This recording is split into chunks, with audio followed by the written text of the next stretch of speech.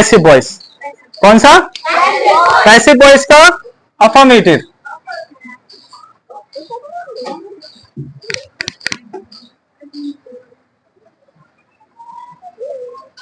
देखो ये तो हमने पहले ही लिख चुका है, तो मैं शॉर्ट में यहां लिख देता हूं पैसिव वॉइस। क्या लिख दिया मैंने शॉर्ट में? Passive voice. पैसिव वॉइस का हम कौन सा सीखेंगे? प्रेजेंट। प्रेजेंट का कौन सा? इंडेफिनाइट। कौन सा? इंडेफिनाइट। और इंडेफिनाइट का कौन सा? अफर्मेटिव। हमने पिछली क्लास में किसका सीखा था? एक्टिव वॉइस का। किसका सीखा था? एक्टिव वॉइस का। अब इसका जो स्ट्रक्चर होगा, क्या होगा स्ट्रक्चर? सबसे पहले क्या आएगा, कोई बताएगा? क्या आएगा? यस, सबसे पहले यहां पर आएगा ऑब्जेक्ट। क्या आएगा? ऑब्जेक्ट। उसके बाद क्या आएगा? इज, आर या एम। उसके बाद वर्ती थर्ड फॉर्म। उसके बाद ऑब्जेक्ट आएगा। कौन सा? Second object. कौन सा? Second object. प्लस उसके बाद then subject, then other word, full stop. तो ये जो था, ये क्या था? ये स्ट्रक्चर है। किसका स्ट्रक्चर है? ये प्रेजेंट के इंडेफिनाइट के अफर्मेटिव का स्ट्रक्चर है। किसका? पैसिव वॉइस का। किसका? अभी भी नोट मत करो, अभी समझो। किसका? पैसिव वॉइस का। क्लियर? Any doubt? अब इसमें हम देखेंगे जरा। हमने देखा था एक्टिव वॉइस में सबसे पहले स्टार्टिंग किससे होती है?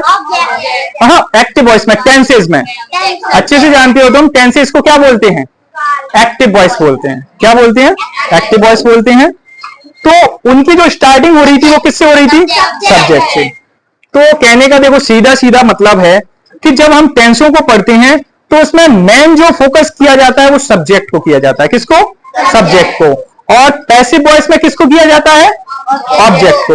एक्टिव वॉइस में सब्जेक्ट को। क्लियर हो गया? किसी को कोई डाउट है? तो अब यहां पर देखेंगे, सबसे पहले रूल जो होता है उसमें क्या आता है? ऑब्जेक्ट। बात समझ आ गई? मतलब इससे सीधे सीधे ये पता चलता है कि ज्यादातर हम जो पैसिव वॉइस बनाते हैं या बनते हैं वो ऑब्जेक्ट वाले टेंसों के बनते हैं। अगर उसमें ऑब्जेक्ट नहीं होगा तो बहुत ही कम चांस होते हैं कि उनके पैसिव वॉइस बने। बहुत कम चांस होते हैं या बनते ही नहीं है। बात समझ आ गई? उनके अलग केसेस होते हैं जब वो बनते हैं। All clear? ओके। और आगे हम सीखेंगे और तुम्हें वो समझ आएगा।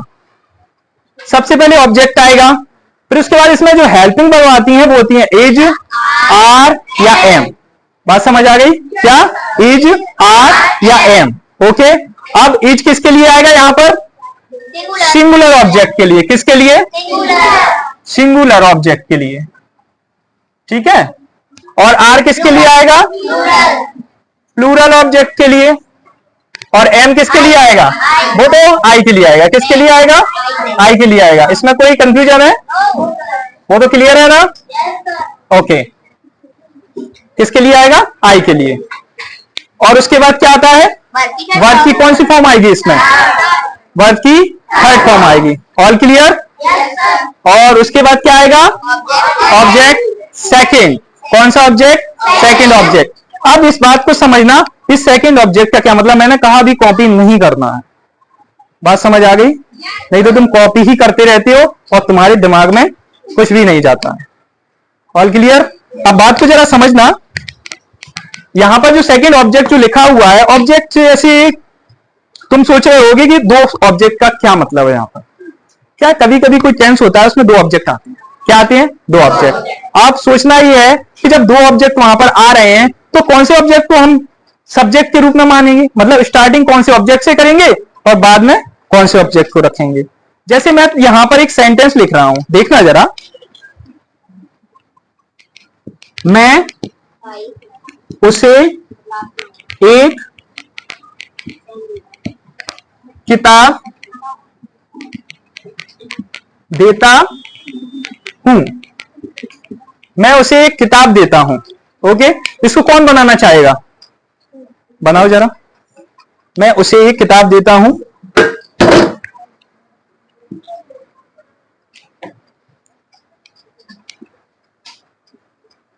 इसका पैसिव वॉइस नहीं बनाना है, इसका एक्टिव वॉइस बनाना है।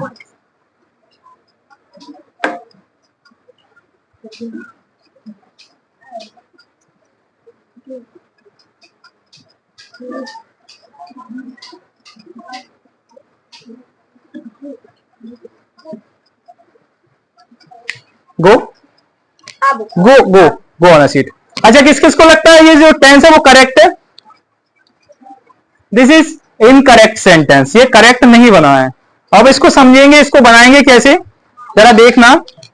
यहां पर लिखा है मैं उसे एक किताब देता हूं, तो मैं के लिए सबसे पहले क्या आया? आई आया, समझ आया। उसके बाद क्या आया? रूल के अनुसार ये क्या है? ये एक्टिव वॉइस है। क्या है ये? Active voice. बात समझ आ गई? तो रूल के अनुसार क्या आया? वर्ब, देता, मतलब गिव। इसमें ऐसे यस आएगा? नहीं आएगा, क्योंकि आई को प्लूरल माना जाता है। क्या माना जाता है? प्लूरल। बात समझ आ गई? क्या मानते हैं? प्लूरल। All clear? अब उसके बाद देखना, आई गिव। अब यहां है उसे, किसे? उसे। क्या है? तो इसमें क्या आएगा? यहां पर आएगा आई गिव हिम। उसे के लिए क्या आएगा? I give him. और बुक, एक बुक, यानी अ बुक। बात समझ आई? तो मैं इसे दोबारा बना देता हूं। इसे हम क्या बनाएंगे?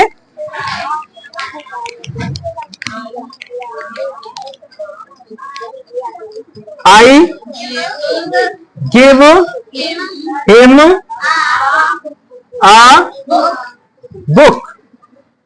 Okay, I give him a book. बात समझ आ गई? All clear? अब देखना यहां दो ऑब्जेक्ट कैसे हैं। इसमें दो ऑब्जेक्ट हैं, एक तो हिम है और बुक है। मैं उसे एक किताब देता हूं, मतलब उसे कोई भी हो सकता है वहां पर। ठीक है, तो उसे मैंने एक किताब दी, वो लड़का, बॉय या बहुत सारी लड़कियां या कुछ भी हो सकता है, लेकिन ये इसलिए नहीं है क्योंकि हिम है। हिम ने हमने क्या माना है?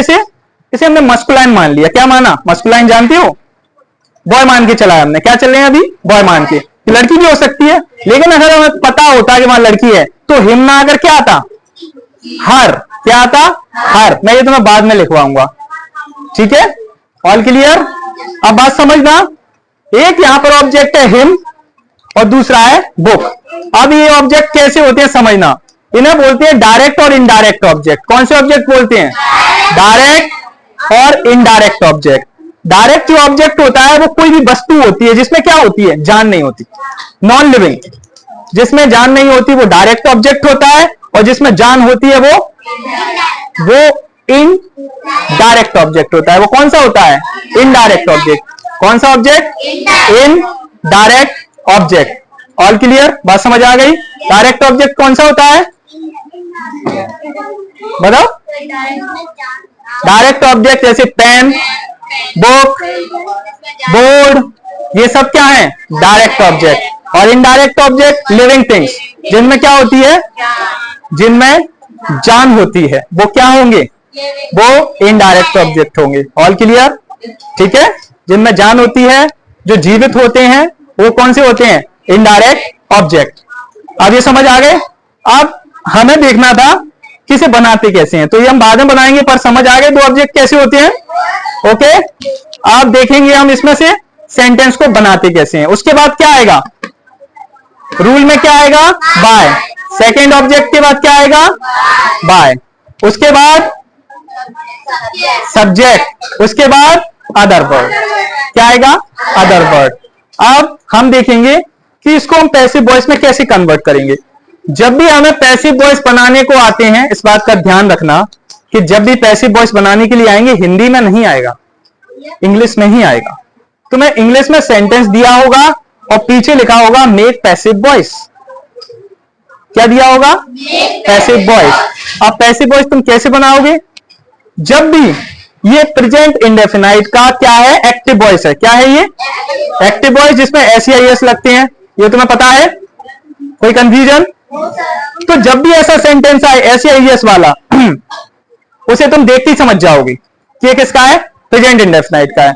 और जब भी प्रेजेंट इंडेफिनाइट का तुम्हें मिलेगा तो तुम किस में बनाओगे, प्रेजेंट इंडेफिनाइट में ही बनाओगे। किस में बनाओगे, प्रेजेंट इंडेफिनाइट में। और प्रेजेंट इंडेफिनाइट का जो रूल होता है पैसिव वॉइस का वो ये है। बात समझ आ गई? ऐसे ही तुम्हें सीखना है। अगर यहाँ ये कंटिन्यूअस का होता तो तुम पैसिव वॉइस ये वाला नहीं बनाते, फिर कंटिन्यूअस का बनाते। किसका बनाते, कंटिन्यूअस का। वो तुम सीखोगे अभी। बात समझ आ गई? ये किसका सीख रहे हो, इंडेफिनाइट का। Stand up. मैंने क्या कहा, शोर नहीं करना है। बात समझ आ गई? तो ये किसका सीख रहे हैं हम, इंडेफिनाइट का। तो चलो देखते हैं इसे बनाएंगे कैसे। सबसे पहले यहां पर क्या लिखा हुआ है, आई। क्या लिखा है, आई। हम सेकंड ऑब्जेक्ट वाला नहीं बनाएंगे, पहले एक सिंपल बनाएंगे। क्या बनाएंगे, एक सिंपल बनाएंगे। ओके, जैसे मैं एक सिंपल बनाता हूं। हम कल बोल रहे थे, बहुत से सेंटेंस हमने पढ़े थे। ही रीड्स अ बुक, इसको बनाएं, ही रीड्स अ बुक। इसकी हिंदी क्या होगी, वह किताब पढ़ता है। वह किताब पढ़ता है। ओके, बात समझ आ गई? क्या होगा, वह किताब